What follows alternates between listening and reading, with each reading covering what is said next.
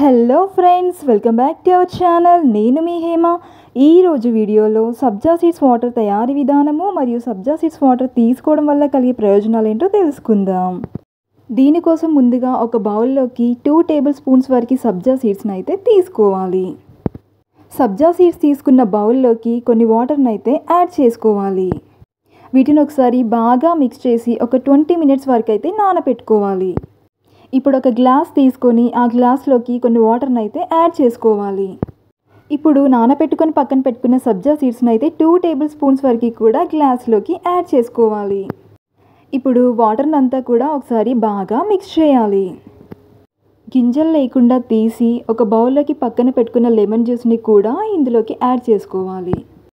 2 table spoons వరకు హనీని కూడా ఇందులోకి అయితే యాడ్ చేసుకోవాలి. ఇప్పుడు చిటికెడు సాల్ట్ని కూడా ఇందులోకి మనం యాడ్ చేసేసుకోవాలి.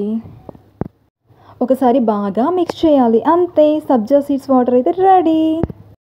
డీహైడ్రేషన్తో బాధపడేవారు ఈ సబ్జా సీడ్స్ వాటర్ని తీసుకోవడం వల్ల డీహైడ్రేషన్ నుంచి ఉపశమనం లభిస్తుంది.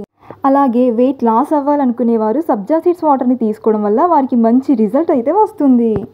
ఈ సబ్జా సీడ్స్లో విటమిన్ ఈ ఉండటం వల్ల చర్మం కాంతివంతంగా తయారవుతుంది.